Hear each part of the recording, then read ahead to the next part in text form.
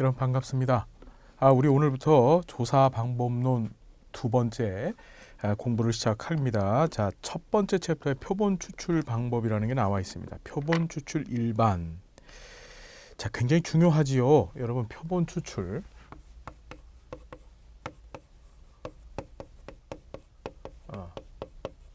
우린 이걸 다른 말로 이제 표집이라고도 합니다. 자, 영어로 표현하면 이제 샘플링이죠. 샘플링. 예, 표집이라고 얘기하죠. 표본 추출이라는 게 뭘까요? 자, 조사자, 연구자 입장에서 연구하고 싶은 대상이 있습니다. 나는 이걸 연구할 거야. 그 연구하고자 하는 전체 집단, 즉 연구하고자 하는 전체 대상을 우리는 모집단이라고 얘기를 해요. 모집단. 그렇죠.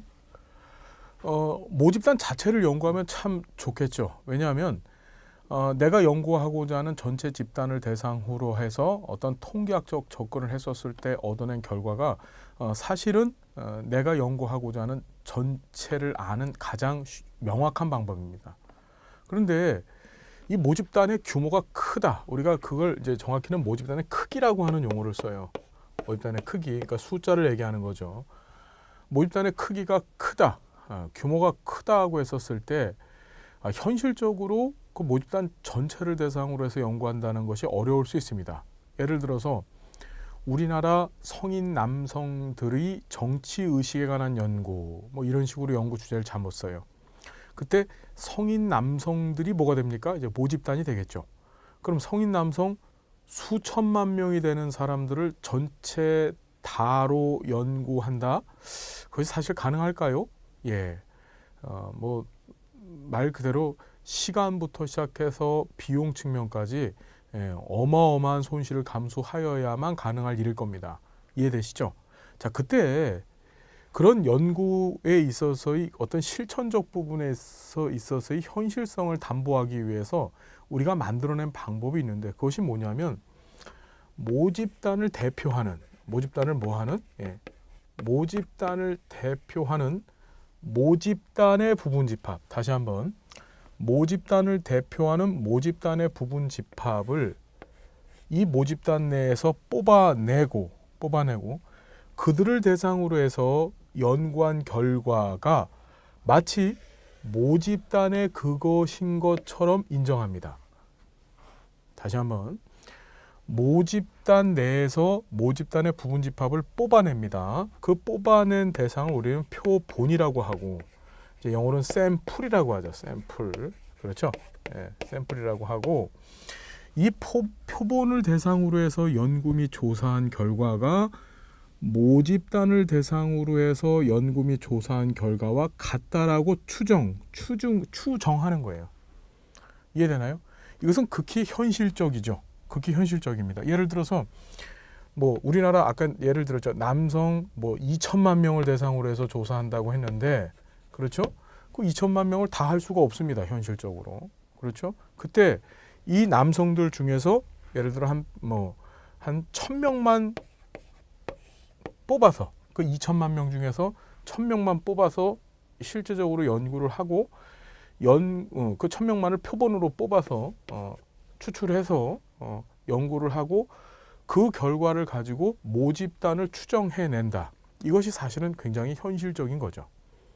이해되나요? 자, 이때 이렇게 표본을 뽑아내는 행위, 다시 한번, 모집단 내에서 이 표본을 끄집어내는 이 행위를 우리는 표집이라고 얘기하는 거예요. 모집단 내에서 표본을 끄집어내는 행위를 뭐라고 한다? 표집이라고 하더라. 다시 한번, 모집단에서 표본을 뽑아내는 이 표집이라고 하는 것은 다시 한번 행위입니다. 행위. behavior, 행위예요. 행위. 어떤 얘기인지 이해가 되시나요? 그 결과물이 표본이 되는 거죠. 이해가 되시죠? 어떤 얘기인지? 자, 이 표본 추출, 달리 말해서 이제 표집이라고 하는 행위는 일반적인 가설을 증명해내기 위해서 우리가 어떤 통계학적 처리를 요해야 되는데, 필요로 하는데, 그때 필수적으로 사용해야 될 현대 통계학의 가장 기본적인 방법론이 바로 이 표집행위죠. 그래서 우리가 조사 방법론 2라고 하는 조금 이제 구체적인 이 통계학적 접근 방법이죠. 조사 방법론 1에서 개괄적인 내용을 공부했다고 한다면 조사 방법론 2에서는 이제 구체적이면서도 세부적인 이 통계학적 접근 방법들을 공부하게 되는데, 그것들 중에 이제 제일 우선적으로 그리고 제일 중요하게 공부하는 것이 바로 이 표집이라는 겁니다. 자, 표집. 샘플링, 표본 추출은 전체로서 모집단, 즉 모집단을 이제 population이라고 얘기하는데, 영어로 내가 연구하고자 하는 전체 집단을 얘기하는 겁니다. 표본을 선택하는 동그라미 행위다. 그래서 이거를 다른 말로 표집이라고도 하더라. 그렇죠. 모집단을 다 조사하는 것은 좋지만, 우리 앞에서 공부하셨지만은 모집단 전체를 대상으로 다 연구하는 것을 우리가 전수조사라고 했었죠. 전수조사라고 했습니다. 이것이 사실은 가장 안정적이면서도 명확한 해답을 얻을 수 있는 방법이지만, 그렇죠. 그렇지만 그것이 현실적으로 불가능하고 어렵기 때문에, 여기 보면은 뭐 일일이 조사할 만큼 시간과 예산이 충분하지 못하기 때문에, 그래서 이것을 대표할 수 있는 표본을 뽑아내고 조사를 합니다. 그래서 이 표본에 대한 조사를 우리는 뭐라고 하더라? 이걸 표본 조사라고 하더라. 이해되시죠, 여러분? 이게 표본 조사다. 그래서 연구자는 전체 집단의 일부에서 얻어진 표본 자료를 통해서 표본의 특성을 이해하고 여기에 여러 가지 통계 이론과 방법을 동원해서 모집단의 특성을 추론하게 되더라. 표본은 1차적으로 기술적 통계 분석이 대상이 되는데, 기술적 통계 분석은 모집단을 고려하지 않고 표본 결과만을 고려하더라. 자, 여기서는 우리가 표본 추출, 표집의 의미가 뭔지만 알면 돼요. 모집단, 자, 표본 추출하는 목적은 뭐냐? 자, 모집단의 특성을 추론해내더라. 무슨 소리냐면 지금 말씀드렸죠. 표본을 연구해서 얻어진, 표본을 조사해서 얻은 결과를 가지고서 모집단도 이럴 거야. 모집단도 이럴 거야 라는 것을 어떻게 추정하는 거죠. 추정 또는 추론이라고 합니다. 추정. 우리가 전체 모집단을 가지고서 연구한 것이 아니기 때문에 그것의 부분 집합만 가지고서 연구한 결과이기 때문에, 이걸 갖고 모집단은 표본의 연구 결과가 모집단의 연구 결과를 완벽하게 증명하고 있다라고 얘기할 수는 없고, 다만 표본의 연구 결과를 가지고서 어떻게 모집단을 충분하게 또는 일정 부분 모집단의 특성을 대표하고 있구나. 누가? 표본이 라고 추정 또는 추론할 수 있는 거예요. 자, 이해되시죠? 자, 시간과 비용도 절약됩니다. 뭐에 비해서? 전수조사하는 것에 비해서요. 그래서 표본 추출을 통해서 선택된 모집단과 유사한 표본을 분석해서 모집단에 관한 자료를 추론함으로써 모집단 전체를 연구할 경우 예상되는 막대한 시간과 비용 소모를 절감할 수 있다. 즉, 전수조사했었을 때 들어가는 비용 절약된다는 거고요. 대표성과 적절성 조화라고 해서 표본 추출은 조사 결과 모집단을 얼마나 대표하고나 있느냐 하는 그 대표성. 그렇죠? 그 다음에 중요하지만 이해 못지않게 어느 정도 크기의 표본을 선정하는가. 우리 크기라는 말 말씀드렸죠? 크기라는 것은 숫자예요. 표본의 수, 모집단의 수를 표본의 크기라고 하는 용어를 우리 통계학적으로 사용을 합니다. 자, 적절성의 문제도 중요하다. 뭐냐면 예를 들어 이런 거죠. 뭐 지금도 예를 들었지만 모집단이 2천만 명인데 2천만 명을 대표하기 위해서 표본 내에서 1,000명이라고 하는 사람을 끄집어낼 때 하고, 예를 들어서 시간, 그 다음에 금전적 여유가 돼서 2천만 명을 대표하기 위해서 예를 들어 뭐 100만 명, 뭐 이럴 경우는 없겠지만 100만 명이 되는 표본을 끄집어냈었을 때 이 양 둘을 연구를 했었습니다. 어느 것이 더 모집단에 가까워지고 모집단을 입증하는데, 즉 모집단의 대표성, 모집단에 향한 대표성을 갖는데 더 유리할까? 당연히 숫자 많은 게 더 유리할 겁니다. 그렇죠? 즉 표본의 크기가 클수록 모집단을 대표하는 데 있어서의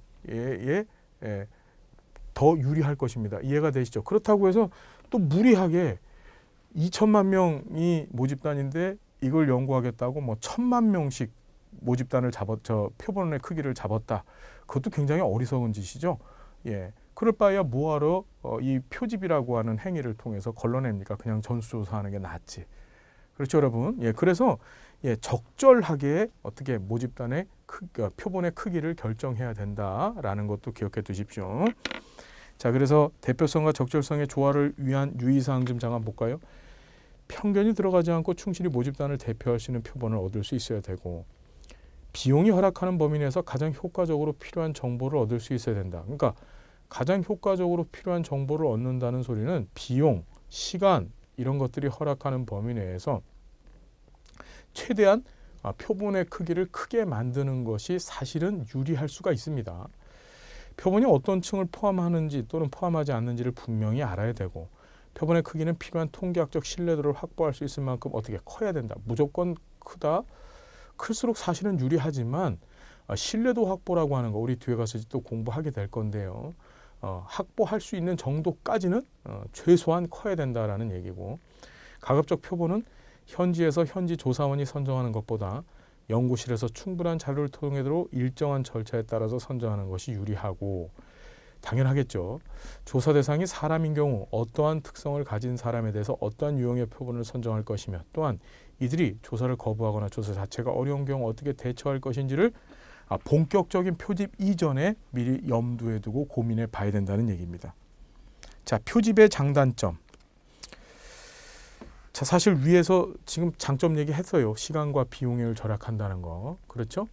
여기 지금 고의가 한 번 더 나오는 것 같은데, 장점은 모집단 전체를 연구할 경우, 즉 전수조사할 때 비해서 시간과 비용을 절감할 수 있겠죠. 이게 가장 큰 장점이에요. 사실은 전수조사하는 게 사실 좋지만 현실적으로 이 시간과 비용이라고 하는 측면을 무시할 수 없기 때문에 우리는 표본 조사를 할 수밖에 없다. 자, 그리고 자료 수집, 집계, 분석 과정을 신속하게 처리한다. 이것도 시간, 비용과 연관되어져 있는 얘기죠. 시간적 측면에서 어떻게 신속하게 처리할 수 있고, 모집단 전체 조사가 불가능한 경우에 적용할 수 있다. 뭐 이 얘기가 그 얘기잖아요, 그죠? 이 얘기가 그 얘기입니다.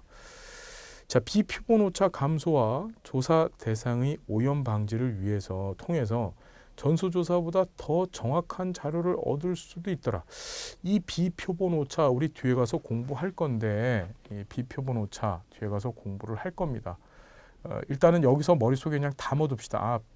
이렇게만 일단 공식처럼 기억을 해요. 뒤에 가서 공부할 건데,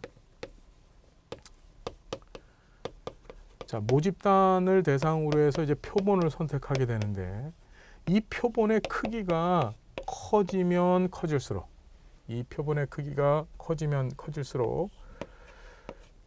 표집 오차라는 것이 있는데, 이 표집 오차는 줄어듭니다.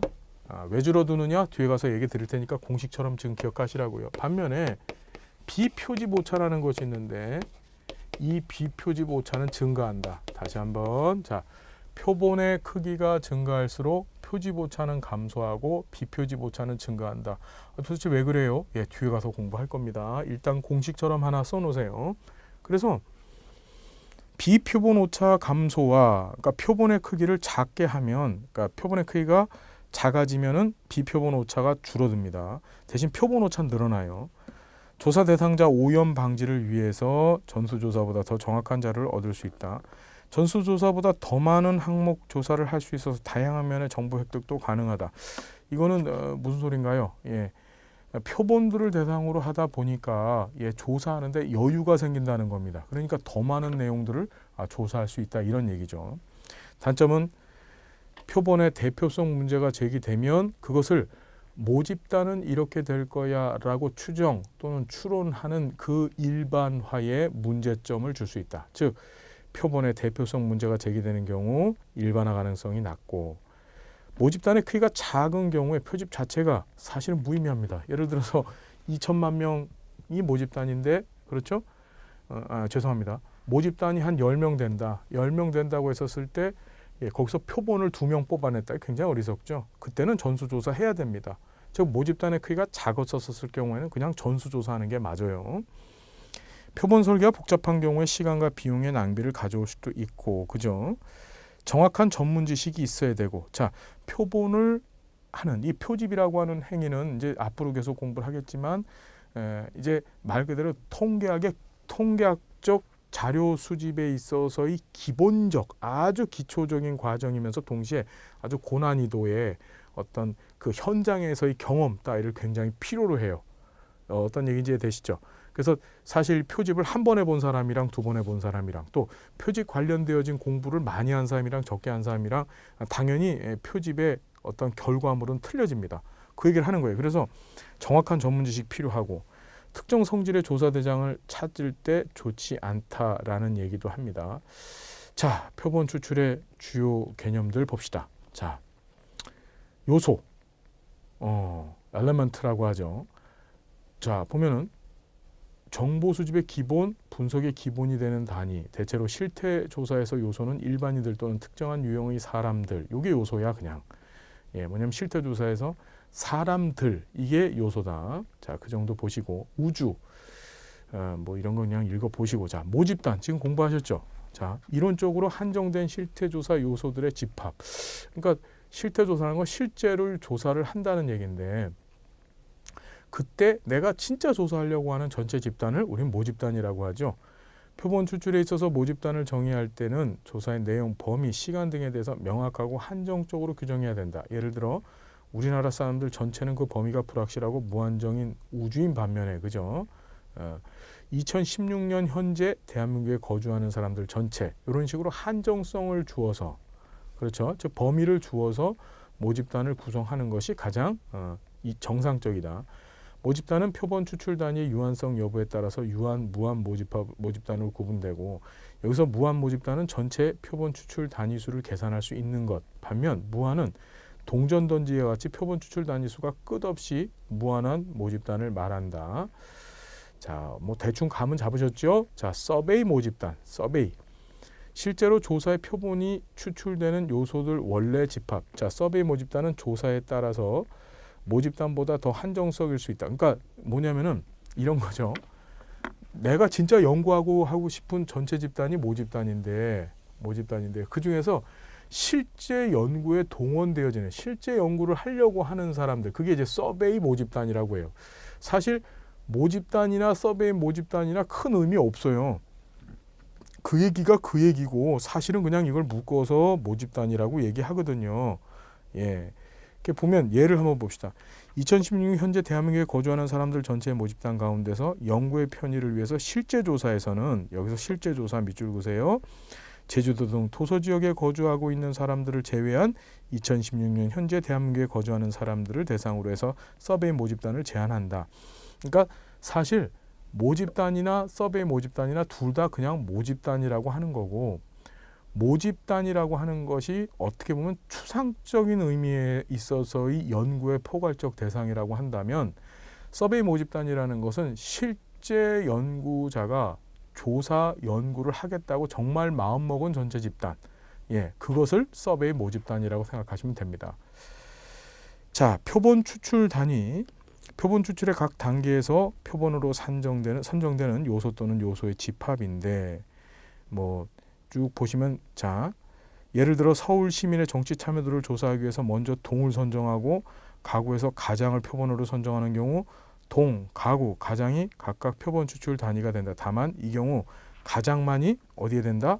맨 앞에서 배우셨던 분석의 기본 단위가 되는 요소가 되는 거예요. 자, 여기까지는 뭐 별로 중요한 거 없고요. 그냥 모집단이 뭔지만 기억해 두시면 되고, 자, 6번에 보시면 표집틀, 다른 말로 표집 프레임, 샘플링 프레임이라는 게 등장합니다. 앞에 우리가 조사 방법론 1에서도 잠깐 설명을 비쳤죠. 자, 보면 표본 추출 시 필요한 모집단의 구성 요소와 표본 추출 단계별로 표본 추출 단위가 수록된 목록. 자, 쉽게 하면은요, 이렇게 생각하면 돼요. 모집단은 이 표집 프레임, 표집 틀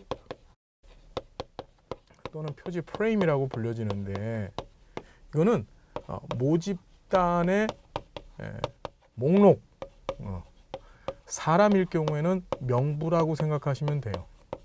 이걸 표집 틀, 표집 프레임이라고 합니다. 도대체 이게 무슨 소리냐? 자, 예를 들어 이런 거죠. 내가 A 초등학교에 학생들이 정치의식에 관한 연구를 내가 한번 해보고 싶다 그랬어요. 그때 모집단은 뭐가 됩니까? A 초등학교에 재학 중인 학생들 전부 다가 뭐가 되나요? 모집단이 되겠죠. 그렇죠. 근데 자 보면 그 사람들을 대상으로 해서 그 아이들을 대상으로 해서 내가 표본을 추출해내는 이 표집을 해야 되는데 아이들 전체 한 1000명 되는 학생을 다 할 수 없으니까 거기서 내가 한 100명만 어떻게 뽑아내겠다 이거예요. 100명만 표집해서 그 100명을 내가 표본으로 삼아 연구하겠다고 지금 마음을 먹은 거예요. 어떤 얘기인지 이해가 되시죠? 자, 그럴 때 잘 보세요. 그 아이들을 뽑아내야 되는데 그 표집을 해야 되는데 표집하기 위해서 맨 처음에 필요한 건 당연히 뭘까요? 그 아이들 그 1000명 즉 모집단이 되어지는 그 1000명의 명부가 있어야 되겠죠. 그래야지 거기서 100명을 뽑을 거 아니에요. 그게 바로 모집단의 목록 즉 표집들이 되는 겁니다. 다른 말로 표집 프레임이라고 한다 그랬죠. 이 경우에서는 이 지금 말씀드렸던 예에서는 쓸 수 있는 표집 프레임이 뭐가 될까요? 그 학교의 출석부, 아이들의 출석부 같은 것들이 뭐가 되나요? 대표적인 표집 프레임으로 사용할 수 있겠죠. 어떤 얘기인지 이해가 되세요? 출석부 또는 학생들 재적 증명 관련되어진 어떤 서류 같은 것들이 있을 거 아니에요? 그런 것들을 표집 프레임으로 사용할 수가 있습니다. 자, 그래서 표본 추출 시 필요한 모집단의 구성 요소와 표본 추출 단계별로 표본 추출 단위가 수록된 동그라미 목록이 바로 표집 틀이다. 표집 프레임 오차란 모집단과 표본 추출 프레임이 일치하지 않음으로 발생하는 오차인데 예를 들어 학생 명부로부터 학생들의 단순 표본이 추출되었을 경우 학생부가 바로 표집 틀에 해당한다. 이해되시죠? 학생 명부예요. 그러니까 출석부 같은 것들, 자 그런 것들이 되고 리을은 보지 마시고요. 자 표집 간격이라는 것은 자 우리 이제 뒤에 가서 바로 공부하실 건데 표집의 방법 중에서 확률 표집이라는 것이 있어요. 무슨 표집? 확률 표집이 있습니다.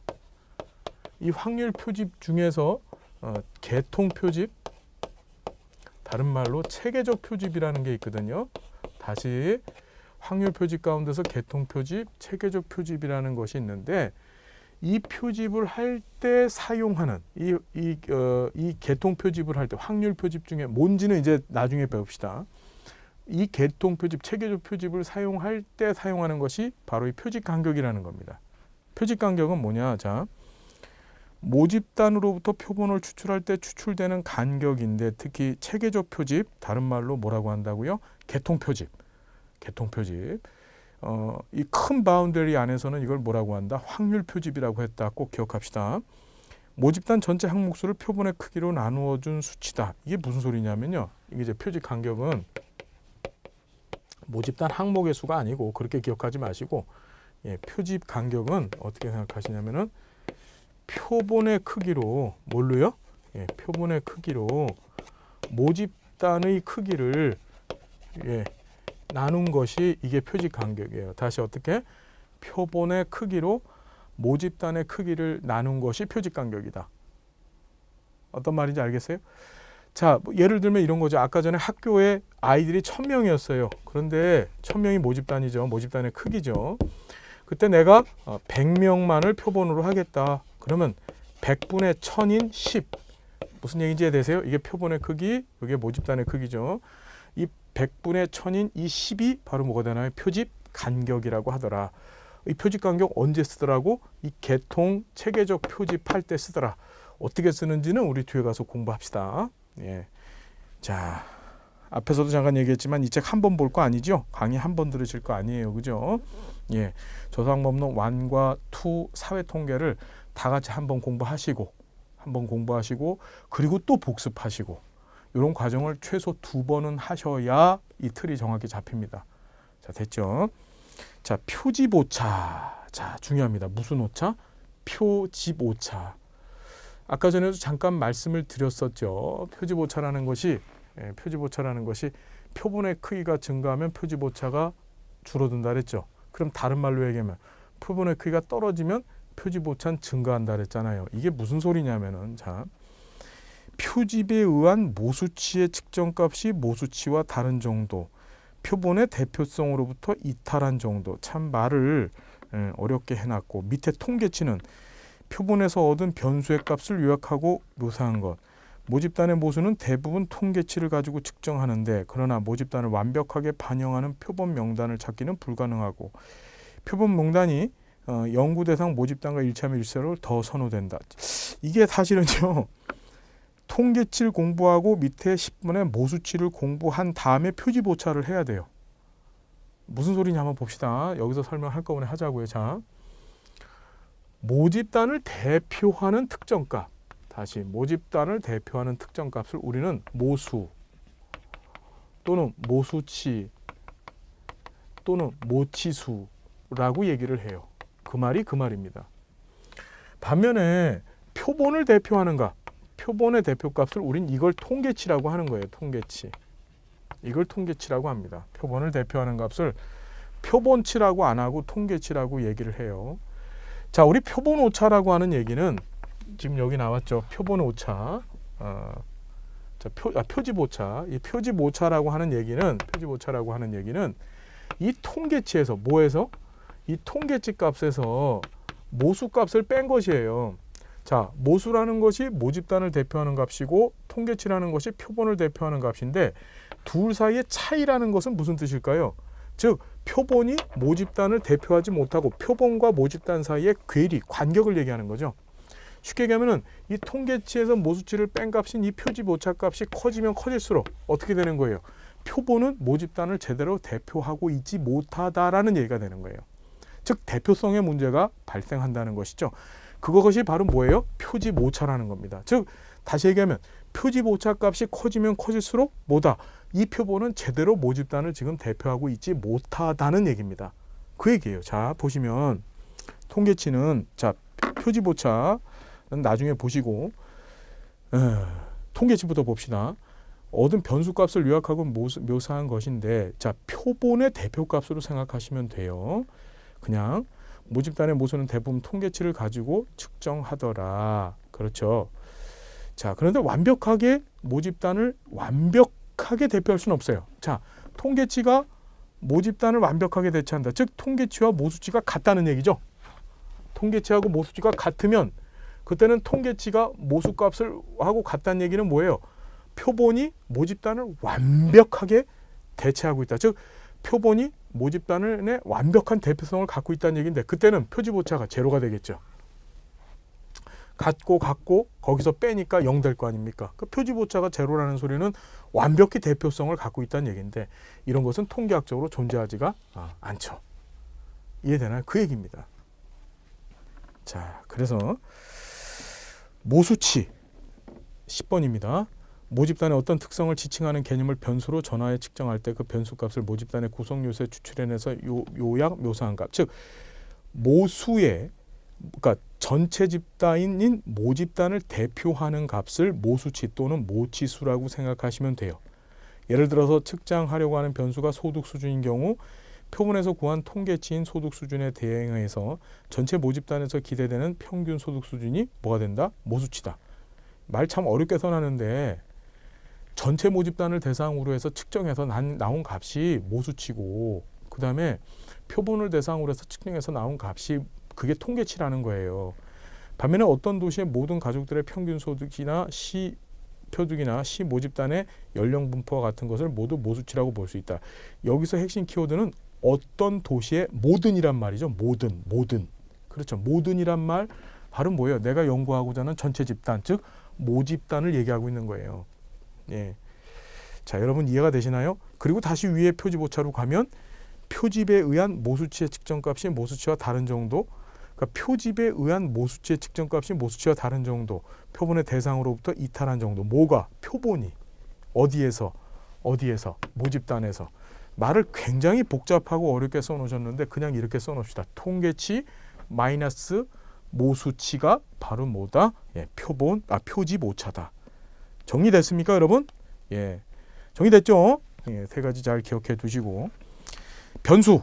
자, 변수는 뭔가요? 예, 화장실에서 나오는 물을 변수라고 얘기하죠. 예, 지금 쓰시는 분 계세요? 아닙니다. 자, 변수라는 건 변하는 수입니다. 변하는 수. 우리가 다뤄야 될 수가 우리 조사론 조사 방법은 이래서도 배웠지만 상수가 있고 변수가 있었죠.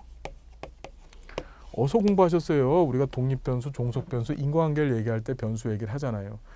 상수는 항상상 샘수입니다. 그래서 변하지 않는 수, 항상 그 자리를 유지하는 수를 상수라고 얘기하는데, 변수는 어떤 조건에 의해서 어떻게 변화되어지는 수, 가장 대표적인 변수가 독립변수와 종속변수입니다.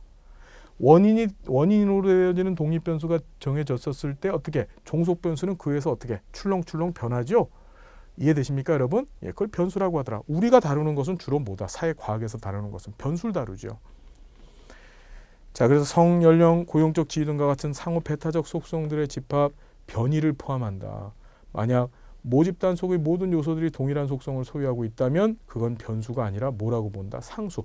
동일한 속성, 변화되지 않는 그 상태를 유지하고 있다고 한다면 그것은 뭡니까? 상수로 볼 수 있는데, 그렇죠? 어떤 요인에 의해서 변화가 되어진다라고 한다면 그 요인과 동시에 변화된 결과, 요인은 독립변수, 변화된 결과는 종속변수가 되어지는 거예요. 계층, 이런 건 보시고요. 이 계층이라는 것은 이제 뒤에 가면은, 자, 여기 또 봅니다. 계층이라는 것은 우리가 지금 확률 표집 가운데 계통 표집이 있거든요. 배웠죠? 여기서 우리가 표집 간격이라는 얘기 쓴다 그랬잖아요. 또 배울 건데, 확률 표집 가운데서 층화 표집이라는 게 있어요. 층화 표집. 이 층화 표집에서 계층이라는 말을 써요. 자, 그 정도로만 기억합시다. 그래서 상호 배타적으로 구분해 놓은 집합, 예를 들어 모든 조직 내 모든 직위에 있는 사람들을 골고루 뽑기 위해서 직위별로 모집단을 구분해 놓은 게 이걸 계층이라고 하더라.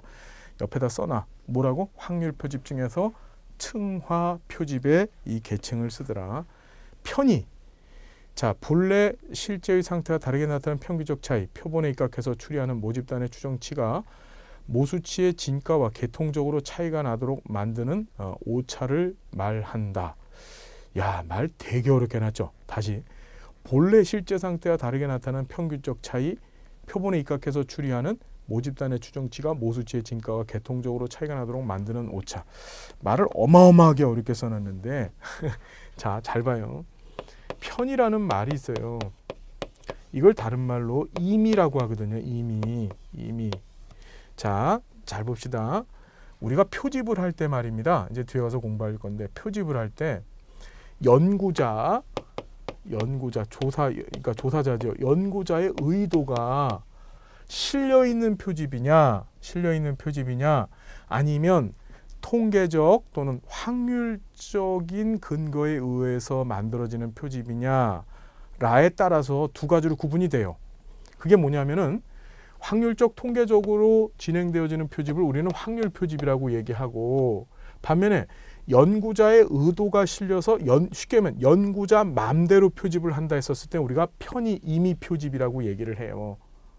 이해되나요? 이것은 확률이나 어떤 통계학적 근거에 의해서 표집되는 것이 아니라, 편이라는 말은 연구자가 자기 생각, 자기 의도, 자기 방법을 제시해서 하는 표집이에요. 무슨 소리인지 잘 이해가 안 되지요. 예. 그냥 지금 얘기를 여러분들이 동영상을 듣고 계시니까 반복해서 한 두세 번만 그 부분만 들어보세요. 들어보신 다음에 뒤에 가면 이제 표집의 종류 공부할 거거든요. 그때 다시 한번 얘기를 해보자고요. 자, 유의 수준, 표본 추출의 오류를 추정하는 핵심적 구성 요소, 가설 검정 시 제1종 오류를 범할 확률을 말한다. 즉, 자, 1종 오류 공부하셨죠? 귀무가설이 참인데도 불구하고 이 귀무가설이 참인데도 불구하고 기각하는 경우의 허용 수준이다. 무슨 소리냐면은, 귀무가설이 참이면 대립가설은 거짓이 됐고, 대립가설이 거짓이기 때문에 작업가설을 어떻게 해야 돼요? 작업가설도 거짓이 되기 때문에 그거 어떻게 됩니까? 예, 다시. 귀무가설이 참이면 대립가설이 참이고, 대립가설이 참이기 때문에 작업가설도 참이 됐었죠. 무슨 말인지 다시. 귀무가설이 참이면은 대립가설이 거짓이고, 그래서 작업가설도 거짓이기 때문에 그땐 빨리 작업가설을 기각해야 되는데, 기각하지 않고 그 작업가설을 계속 끌고 나가는 형태를 우리가 일종 오류라고 공부하셨잖아요. 그죠? 그래서 흔히 조사자는 통계치들이 모수치로부터 위치하는 특정한 거리에 대한 유의 수준이라는 용어로서 표본 통계의 정확성을 표현한다. 예를 들어 조사자는 50%의 유권자들이 A라는 후보를 지지한다는 통계의 모집단의 모수치를 플러스 마이너스 5% 범위 안에 속한다는 것을 이거를 어떻게 표현해? 95% 유의 수준을 가지고 있다라고 이야기합니다. 자, 이런 것들이 바로 유의 수준이다. significant level이라고 해서 의미가 있는 수준이다. 이런 뜻이죠. 자, 요것도 정규분포 얘기하면서 또 한번 다룰 겁니다. 자, 오늘 여기까지 공부하시고 다음 시간서부터 표본 추출의 형태, 정확히 얘기하면 표본 추출 방법, 표집 방법에 대해서 공부하는 시간 갖겠습니다. 여러분 함께 해주셔서 고맙습니다. 다음 시간 또 행복한 모습 만나 뵙겠습니다. 감사드립니다.